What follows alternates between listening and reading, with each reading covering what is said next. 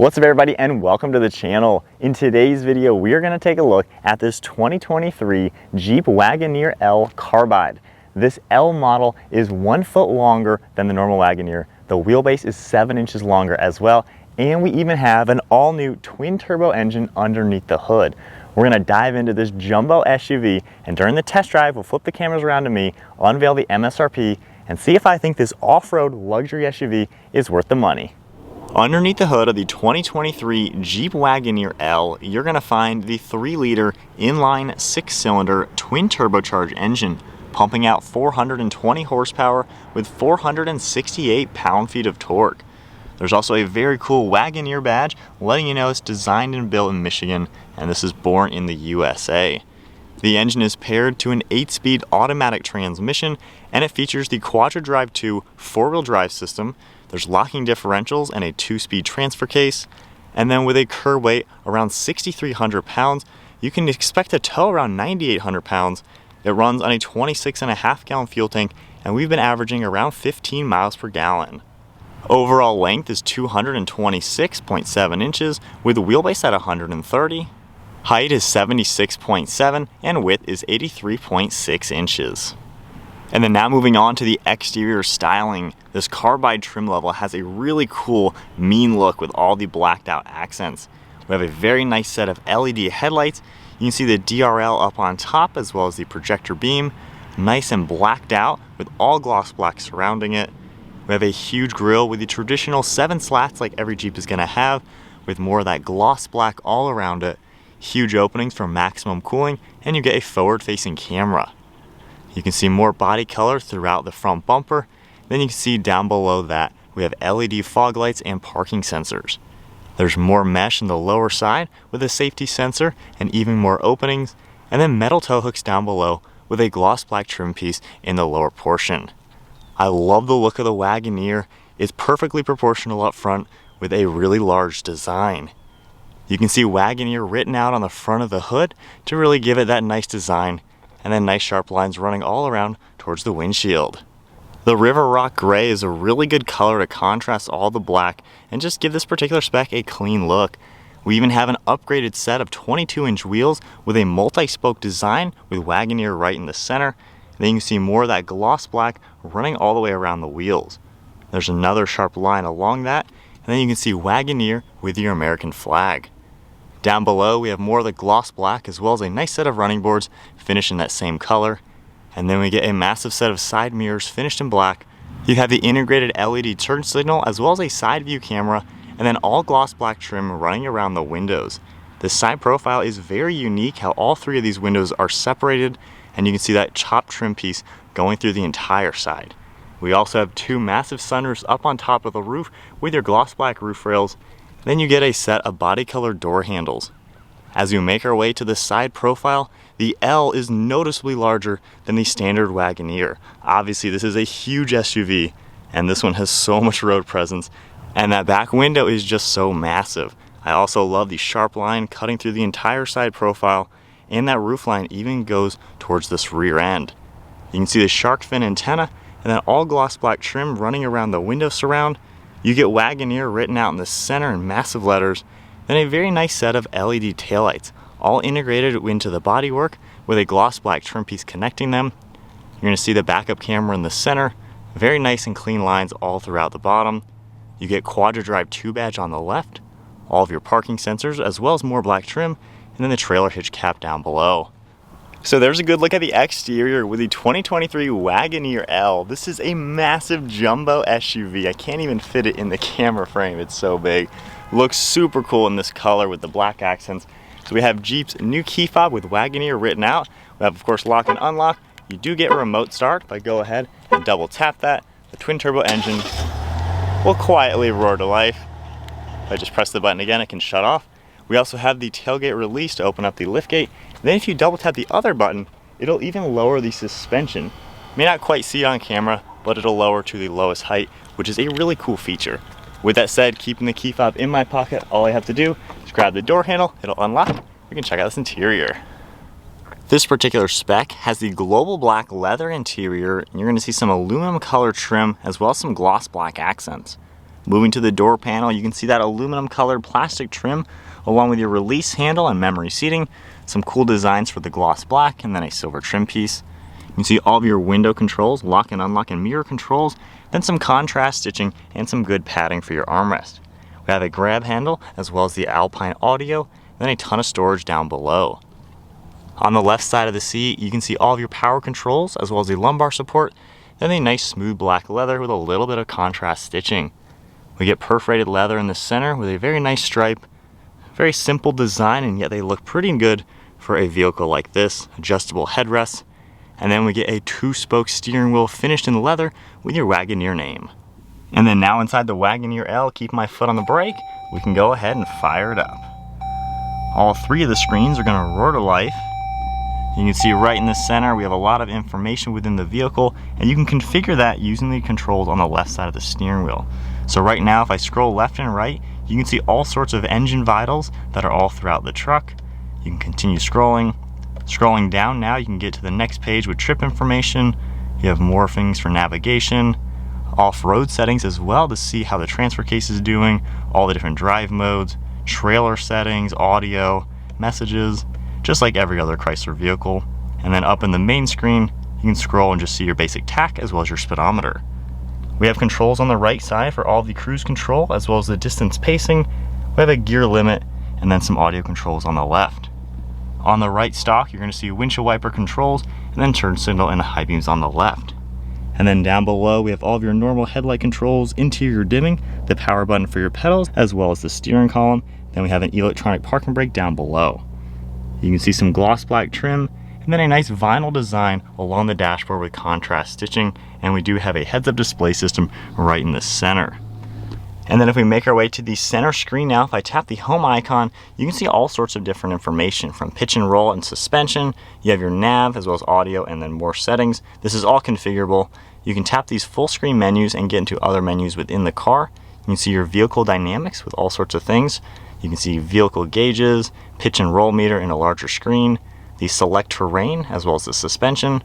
We have your full screen for all the audio controls. Climate controls will come up as well. Very simple to operate everything with your different zones. Heated and ventilated seating with heated steering wheel, and then your fan speed is down below that. We also have the navigation screen, your phone integration, as well as the vehicle icon. And then looking into the apps, you can see a few more items that will come up within the car. Comfort, you can set all sorts of things and have different shortcuts and favorites. If I go ahead and put the vehicle into reverse, you can see that backup camera popping up with a top-down view. You can get a full screen as well as the front view camera. Then you can adjust that with that top-down, and then you also have a full screen for that. So very nice camera system. Going back into park. Underneath the screen, you can see your volume button on the far left, and then tuning and scrolling on the right. And you're also going to get shortcuts on here for the screen on and off. And you can also see heated and ventilated seats, and then the steering wheel on the driver's side. And you can even control what zone you'd like, which is a very cool feature to see. Below all that, we have physical climate controls as well. Fan speed toggle right in the center, and it comes up on the screen whenever you make an adjustment. You have your auto, AC, and recirc. And then down below on this piano black, we can open that up, and we have a huge amount of storage. You can see all sorts of auxiliaries, wireless phone charging, and then even more slots for cell phones. Down below that, we have more controls for your mute icon, the engine start-stop, lane keeping and traction control. You can see the steering, and it's really cool when you press any of these icons, it actually has haptic feedback, so you can kind of feel it vibrate just a little bit. Behind that, we have your different drive modes on this far left toggle. You can go into a sport mode all the way up to a rock mode. On the far right, you can take manual control to adjust the suspension, and it'll raise up quite a lot to really give you a ton of ground clearance underneath for off-roading. And then underneath that, we have the downhill assist as well as your four-wheel drive low, and then more of this aluminum colored plastic. If we open that up, we get 2 cup holders as well as some extra storage space. And then I like how you get 2 different armrests for passenger and driver with some comfortable padding. You can slide this back, and you can see 2 USB ports, as well as plenty of area for a phone or so. And then if you grab this frontwards button, you can see all sorts of space in here, which is a really roomy glove box. On the far right side, we have your traditional glove box as well, which is what you would expect. Up on the ceiling, you can see that massive panoramic roof for the first row and second row. You get all of those controls up top with your power liftgate.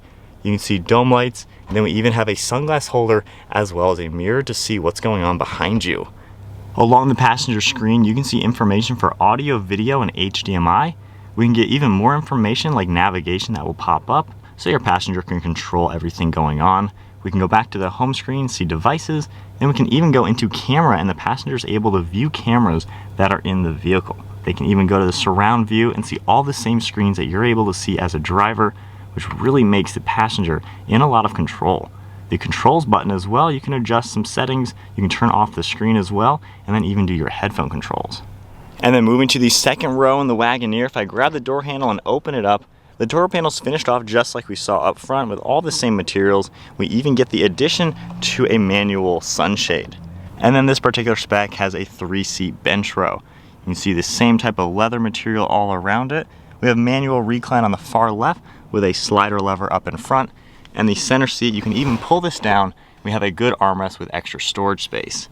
In the center, we have all of your climate controls, fan speed and temperature, heated seats, a lot of storage down here, as well as all sorts of different auxiliaries. We have storage cubbies on the back sides of both front seats, and then we even get your remote for the entertainment system with these 2 massive screens. There's air vents on the far left, grab handles, and you can get a good view of that sunroof. And then in the second row, you can see the TV screen turned on. It is touchscreen, and you have all your different video sources down below, even YouTube. You can go to find and search different items. You have a library as well as Jeep if there's any vehicle apps that you want to install.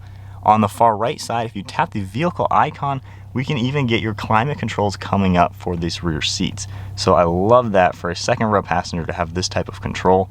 We also have that home screen, different settings you're able to adjust, and then a nice back button.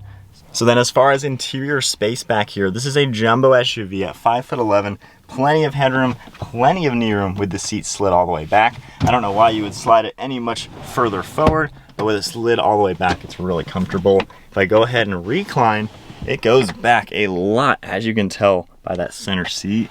And you have huge windows, sunshades. I mean, this is a fantastic place to be if you're in a family and you are going somewhere. Even in the center seat here, this is really roomy. And I can even grab the strap on this far left side and this will recline just like the other ones. So even the middle passenger can actually enjoy sitting in the second row. Super roomy. And then from here, you can grab that recline lever, and this is gonna fold nice and flat. So if you wanna use this for more utility with just a lot of cargo space, you have that option.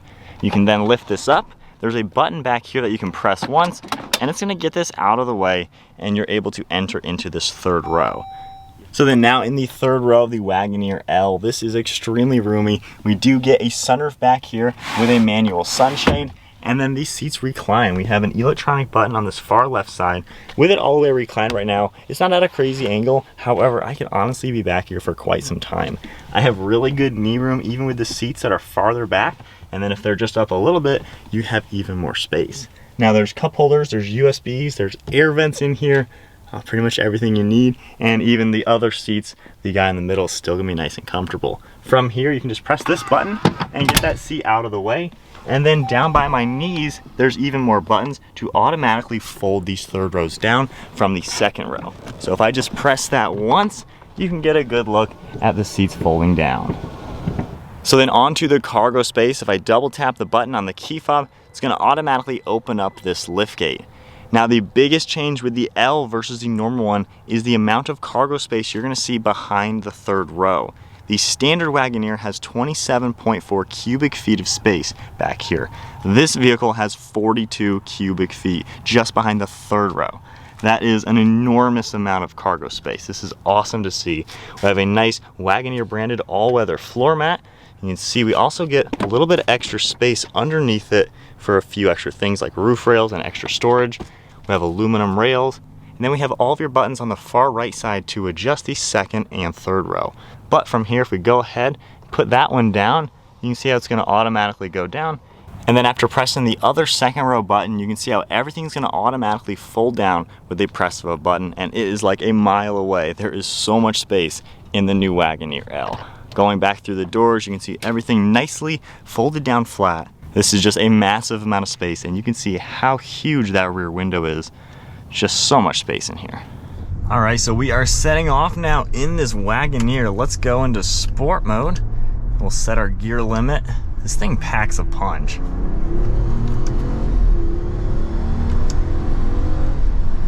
For a super heavy SUV, this thing moves. That is just awesome to see. As far as normal driving, the air ride suspension, this is so luxurious and comfortable. I mean, you can just enjoy cruising in this car, or SUV I should call it. Huge windshield as you'd expect. You can see really good view out. The hood's nice and flat just to give you better visibility. And then if you look on the left side, the mirrors all do a good job. Over your right shoulder, because that third window is like 5 feet in length, there's no blind spots way over there. I mean, there's so much view. Left shoulder is equally as good. And it is just a really comfortable, refined ride. It is a nice place to be. The radar cruise control and everything. And the engine is so quiet. I love inline 6 cylinders over V6s. I think they're smoother and quieter to operate and pack a really good power delivery. The transmission also delivers the power really effortless to where it doesn't feel like it's struggling at all. I know not everybody might be excited about going towards a turbo version of this. A lot of people are still going to opt for the V8. However, I am loving the power. And if you get the Grand Wagoneer, you can get a high output version of this with like 500 horsepower or something crazy. So you can really opt this to be something pretty cool. All right, so turning around the camera to my perspective. So this Wagoneer costs around $85,000. So needless to say, it's not cheap. This is up there. It's not a Grand Wagoneer, which is a 6-figure vehicle, but being the L, I mean, it's a pretty nicely equipped one, fully loaded type of vehicle. That's certainly up there. Do I think it's worth the price point? Well, it's a lot of money for sure. When you look at similar brands that make kind of the same vehicle, you know, a Yukon, an Expedition, something like that, they're kind of the same price. So while, yeah, it's a ton of money, of course, for a jumbo SUV, it's kind of the going rate for not a top of the line, but nearly top of the line jumbo SUV. So with that said, what are you getting with the Wagoneer versus the competition? Honestly, I think you get something that's unique. And the engine, I think especially, is something else. Giving it some gas. Like, this thing moves, and it's such a smooth power delivery. Again, the inline 6s are so good, and I feel like it's kind of hit or miss. When you take a jumbo vehicle like this, that should always have a V8, and when you go to a 6-cylinder turbo, it can be hit or miss. Some brands, when they make their 6-cylinder turbos, they just don't feel right. It feels like it's an underpowered engine, even if it has more torque and power than the gas engine. It just feels wrong. It feels like it can't handle it. This engine genuinely feels perfect. Before I even knew what engine this had, I was driving it around, and I was really impressed because I don't remember the V8 feeling this nice, smooth, and not ringing it out.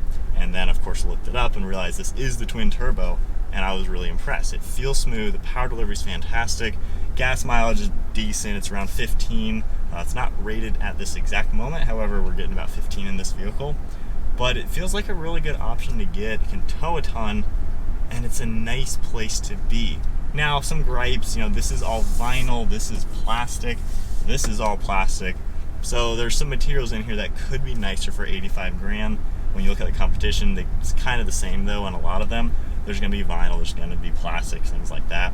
So they could do a few tweaks here and there just to give you a nicer material than just plastic on the door panel and this upper material here as well. Overall though, I think it's a pretty good place to be. I wouldn't mind the center screen being a little larger. There's a lot of dead space around it where it could be bigger. And it already is a big screen, but being so big in here, this vehicle, it needs a little bit bigger screen, I think. So that's the only two little complaints. Space-wise, more space than you could ever need. I love that they've added the L to the Wagoneer, because I always liked the Wagoneer over the other competition just because it was unique. It looks like a Jeep and yet it's ginormous. It's something you don't see every day. We've seen the Yukons, the Tahoes, the Expeditions for decades. This is something new in the last couple of years that we haven't seen in decades. So the Wagoneer to me is something that's a little bit more unique. I kind of like these better than the competition. I really enjoyed the Yukon as well. I think that's a great vehicle. But I like this engine better. It's way smoother than the V8s, and I think it's much better than the twin turbo you get in the EcoBoost vehicles. So I think Jeep is doing something really well.